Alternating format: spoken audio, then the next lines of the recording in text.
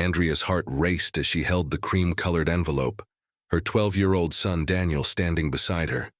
Inside was a photograph she hadn't seen in over a decade, a picture of herself as a teenager with a red-haired girl. But it was the words written on the back that made her blood run cold. Riverside Park, July 1998. Do you remember me? She looked at Daniel, at those unusual gray-blue eyes she'd stared into for 12 years, and suddenly realized the impossible truth. The baby she'd found in a basket on her driveway wasn't left there by a stranger. He was left there by the one person she'd spent 13 years trying to forget. If you're hooked already, smash that like button and subscribe to hear more incredible true stories. And comment below, where in the world are you watching from? It was a freezing November morning when Andrea's entire life changed. She was 35 years old, an elementary school teacher who'd just finalized a painful divorce. She stepped outside to grab the newspaper when she saw it, a wicker basket sitting in the middle of her driveway. As she got closer, she heard a soft cooing sound, a sound that made her heart stop. Inside the basket was a baby, a tiny, perfect baby boy, wrapped in a handmade purple blanket with delicate embroidered initials. DM. Andrea's scream shattered the morning silence. She scooped up the basket and ran inside, her mind racing. Who would do this? Why her house? The police arrived within minutes. They searched the neighborhood, knocked on doors, checked security cameras. Nothing. No witnesses, no suspicious vehicles. The only clue was a handwritten note tucked beneath the purple blanket. Please keep him safe. His name is Daniel. I'll explain everything when the time is right. Andrea read that note 100 times that day. I'll explain everything when the time is right. The police told her they'd investigate, that someone would claim the baby soon. But days turned into weeks. Weeks turned into months. Nobody came forward. Social services got involved, but Andrea couldn't let him go. She'd held him that first morning, looked into his eyes when they finally opened, those striking gray-blue eyes, and felt something she'd never felt before. Connection. Purpose. Her best friend, Camila Rodriguez, warned her not to get attached.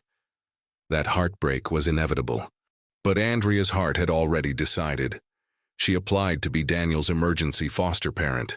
6 months later, when no family had been found, she began the adoption process. 1 year after that frozen November morning, Daniel legally became her son. Andrea kept the purple blanket and the mysterious note locked in a safety deposit box. Life moved forward. Daniel grew into a remarkable child, intelligent, creative, sensitive. He had a gift for drawing, spending hours sketching in his notebooks. Andrea told him about his adoption when he was 5, and he accepted it with simple childhood wisdom. For years, that was enough. But when Daniel turned 12, something shifted. He started having vivid dreams about a woman with long red hair singing to him. The same dream, night after night. Andrea would find him at the kitchen table drawing the same face over and over. A woman with cascading red hair and haunting eyes. "Mom, do you think my birth mother had red hair?" Daniel asked one morning, sliding one of his drawings across the breakfast table. Andrea's coffee mug froze halfway to her lips. The drawing was beautiful, but it was the eyes that struck her. Those gray-blue eyes. Identical to Daniel's. That same week, Andrea's neighbor, Mrs. Patricia Ashworth, mentioned something strange. "There's been a red-haired woman sitting in a car across from your house. Different times of day. Just sitting there, watching." Andrea felt her world tilt. A red-haired woman watching their house. Daniel's dreams. The drawings. It couldn't be coincidence. The tension between Andrea and Daniel grew. He'd found the old news clippings she'd saved from his discovery. Articles with headlines like, "Abandoned Baby Found." He became obsessed with finding his biological mother. For the first time in 12 years, Andrea felt Daniel pulling away from her. Then on Daniel's 12th birthday, everything changed. Andrea opened the mailbox to find a cream-colored envelope with no return address. Inside was a photograph, aged and slightly faded. It showed 2 teenage girls at a park, arms around each other, laughing. One of them was unmistakably Andrea at 17. The other was a beautiful girl with flowing red hair and striking gray-blue eyes. Andrea's legs nearly gave out. She clutched the mailbox for support, staring at a face she hadn't seen in 13 years. A face she'd tried desperately to forget. Written on the back in familiar handwriting, Riverside Park, July 1998. Do you remember me? Mom? What is it? Daniel's voice came from the front door. Andrea couldn't speak, because suddenly, impossibly, she understood. Those gray-blue eyes, the red hair, the initials DM, Daniel Monroe. I need to tell you something, Andrea finally said, her voice breaking. She sat Daniel down and told him about Vivian Monroe, her best friend in high school, the red-haired girl in the photograph. They'd been inseparable, Andrea and Vivian against the world, until senior year, until the accident. Vivian had been driving them home from a party on a rainy July night in 1998. Andrea didn't remember the crash itself. She'd woken up in the hospital 3 days later with a concussion and fractured ribs. Her parents told her that Vivian had moved away, that the trauma was too much, that a clean break was best. By the time Andrea tried to reach out, Vivian's phone was disconnected. The family had moved.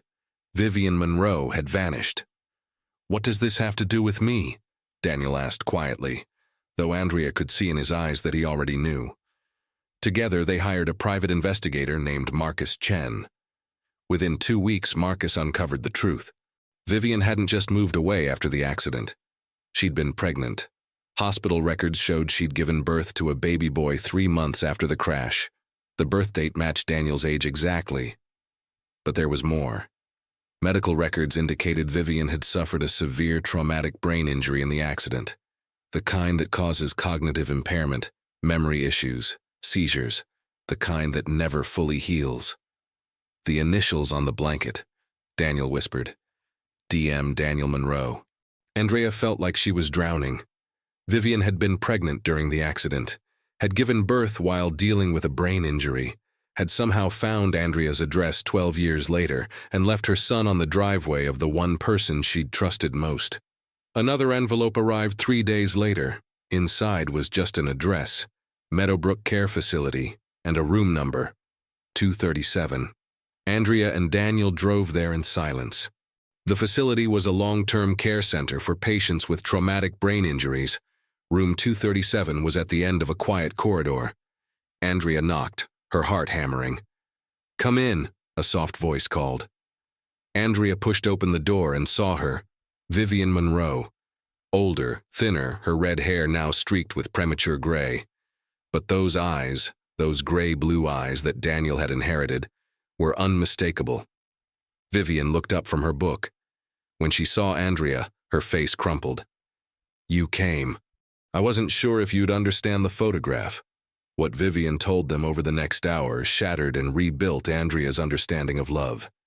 The accident had left Vivian with severe cognitive impairment and epilepsy. She'd been 3 months pregnant during the crash. She'd given birth to Daniel in terror, knowing she couldn't care for him. Her parents were elderly and struggling, and her bad days were becoming more frequent. I kept you for 3 months, Vivian said, looking at Daniel through tears. But I had a seizure while holding you. I dropped you. You weren't hurt, but I knew. I knew I couldn't keep you safe. She'd remembered Andrea. Remembered how Andrea used to talk about wanting children someday. On one of her good days, Vivian had dressed Daniel in the purple blanket she'd made during pregnancy. She'd written the note, driven to Andrea's house, and placed her son on the driveway of the one person she trusted to love him properly. I've been watching when I have good days, Vivian admitted. I've seen him grow up from a distance. I've seen you be the mother I couldn't be. Why didn't you tell me? Andrea asked through her tears. Because you deserved to be his real mother, Vivian said simply. Not a babysitter for your broken friend's baby.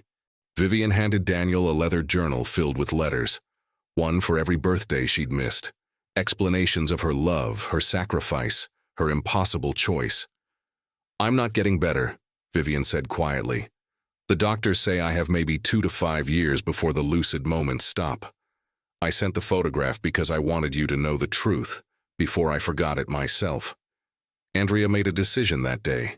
She transferred Vivian to a better facility, where she could have comfort and dignity. Daniel decided he wanted to visit regularly, to know his birth mother while her mind still held memories. They created a new definition of family. Andrea was mom, the woman who'd raised him. Vivian was his birth mother, the woman who'd loved him enough to give him away. Two mothers connected by an impossible sacrifice made out of desperate love.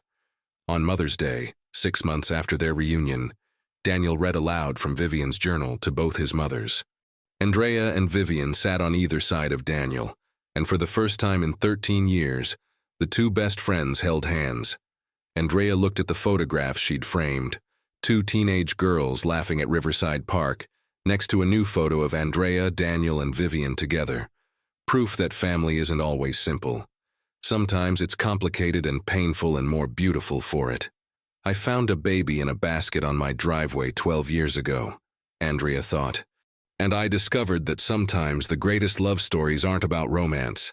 They're about the mothers who make impossible choices so their children can thrive. If this story touched your heart, please share it with someone who needs to hear it today.